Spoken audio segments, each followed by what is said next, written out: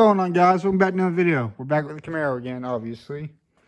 Today's video, we're doing all the brakes, all four corners, and we're gonna fix this problem right here, the door sag. As you can see, I'm doing all this before I start interior, so everything's sealed right and everything's lined up on the body. Look at that. Other you gotta slam it just to have it to be perfect close, actually. And also in today's video, I got the window up. It's a power window door, and the other side's a manual window door. So I'm just gonna pull the glass out, change the regulator out, because I got the manual regulator on my toolbox. I give you guys a part number for that. But I'm gonna get up in there. We're gonna start taking tires off and look at the brakes. All right, guys. So I've already got the drum off. It's sitting right there. But I was surprised. Look how clean this looks in here. It's like someone recently did this. But for my insurance, I'm redoing all this. I'm replacing the wheel cylinder and the spring components. So here's the part numbers. This is for the shoes. Those are the new drums. That's your brake hardware kit. And these are the two wheel cylinders for each side. And yeah, look, so you guys might wonder. It comes with shoes for both sides of the rear end and everything. This has both springs for each side, and obviously for each side right here and each side for the rear drum. So yeah, I'm gonna clean this up. You are going to want to use a brake line wrench. Where's it at? For this right here, your hard line for your brake line, you're gonna want to use a brake line wrench, and you will have two bolts right here, and put some butter spray on it so it can break loose while you're taking all this apart, so you don't have to fight it. So let me get this all done. I'm gonna show you how to put the springs on the new shoes, and I'll catch up with you guys then. So I got this rear drum all taken apart and everything. There's your emergency brake cable, your parking brake cable, whatever you want to call it, and there's the brake line. I'm gonna clean all this up with some sandpaper at least, and make sure everything lines up flushly on it. And there was a leak on the wheel cylinder. It seemed like just a little bit. And I'm doing this. People say it looks fine. Ugh, brake fluid. I hate the smell of it. And I'm like, I'm gonna replace it from my insurance, knowing that it's done right and everything. And yeah, so I am now gonna start putting the brakes together after I clean this up. And I'll show you guys how to actually put it back on the drum and everything. Well, the drum is what covers it, but back on the dust cover, that's your axle, your dust cover and everything. And yeah.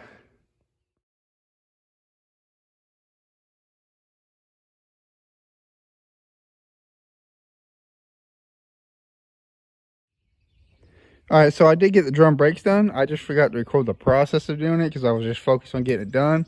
But today we're going to start on the front end of the car, which is, especially on the passenger side rotor, it is shaved down for some reason. It looks like the wheel fell off at one point, but I can't see any other damage on the car besides that one rotor. And I'm just doing this side also to be safe, because some of the studs on them, because the studs are on the rotor, are not good and everything. So let me pull this thing in, and we'll start getting the front calipers, the pads, and the rotors done, and the brake lines up front done too. I'll catch you guys then.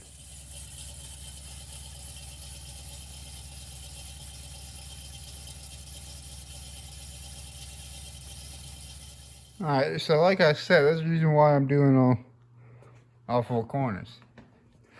If you look at this, ow, fan just fell on me. It doesn't look that bad, but with the nuts I had on here, look what they did to that stud. Yeah, they weren't right and everything. And look at the rotor. See that flat spot right there? That's not good. Now the caliper looks like it's been recently replaced, but who knows? Because I sure as hell don't. And everything. So yeah, the same side looks, the driver's side looks the same way. But I'm going to get the rotor off. I got new bearings and everything. And the new rotors come with the races already installed. So yeah, I'm going to put all this back together, show you guys how to do that. And this, and this car will actually stop, and I'll put a tag on it and take you down the road, see what happens. I did get my kickdown hooked up, my kickdown cable.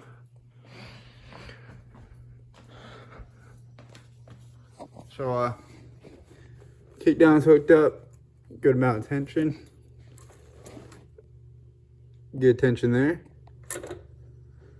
And I did do a new return spring for it because they had it routed to the throttle cable bracket, which was a bad idea. I made a bracket right here, just did that. And yeah, perfect spring tension too. So I'll get started on the front end brakes and catch you guys then. All right, so I got everything tore down. It didn't take that hard. 2 guide bolts on the caliper. I just got sitting up there right now. There's the guide bolts, but here is the rotor. If you could see, where's it at? Especially on this side, flat. That ain't good. And everything. Let's look at the bearings. God dang, they don't look bad. If they want to go back in the race, because this wasn't even tightened all the way when I got to it. I literally. I was getting ready to put my impact on that. No, I just put that on there so it was right size and it started coming loose. But yeah, so that's basically how you take a 70 through 81 F-body Firebird, Trans Am, Camaro, whatever you call them, and break this brake off. It's like that, and you just reverse your process, putting it back together. Make sure you do pack your bearings, like I said. And before you put it on, because there is a seal. I think this one has it. Oh shit, it actually does. Yeah, right there and everything. So yeah, I'm gonna start packing my other bearings and getting the front end back together.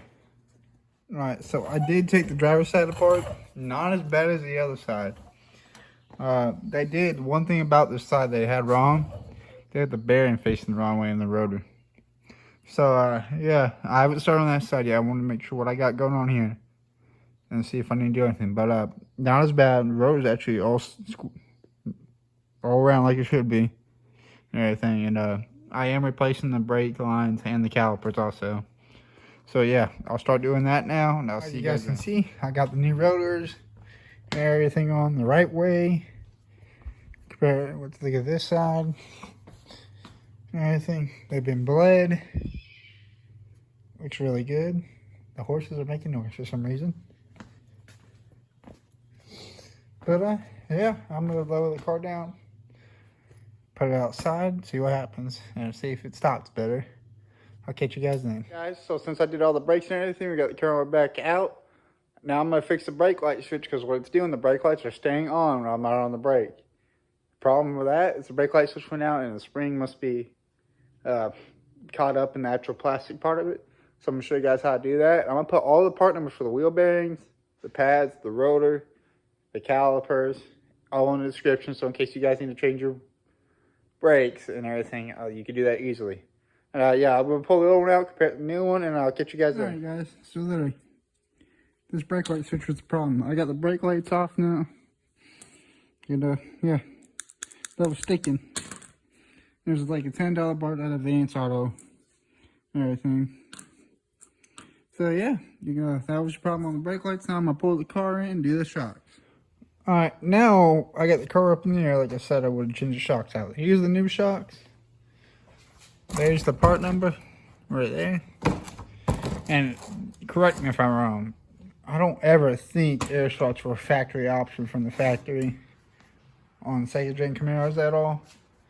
And this is what got me worried right here. See, that thing snapped off in there. And they're known for breaking up in here. I don't see a break in it on that side.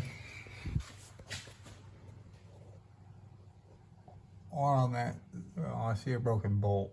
Hold up.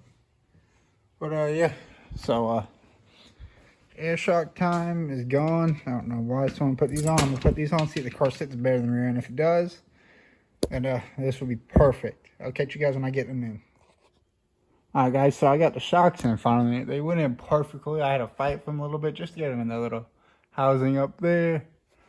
All both sides bolted in. I've already put it down on the ground to see what it looks like, and it looks pretty better than literally having no shock bolted up there at all, like the air shocks were. And I took care of the air shock. I took that off. So this thing ain't gonna be on air shocks, tell you that right now. But yeah, this car's starting to come together, and let me get it back on the ground, crank it up for you guys, let you guys hear it one more time. Then yeah.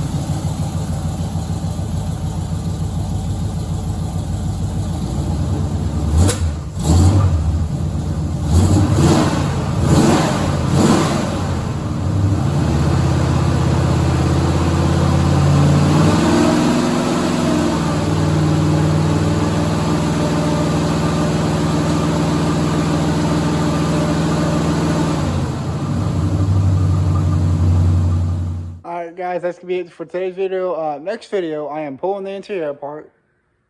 Hopefully I find the build sheet behind on the back seat. And yeah. So driveline brakes. There's a little vibration in the drive shaft. I got to fix that. And driveline brakes. And most of that's all taken care of. But I got insurance on the car now, so I can put a tag on it. So like I said, next video, we're going to start pulling interior out with it. And hopefully find a build sheet. So I'll catch you guys then.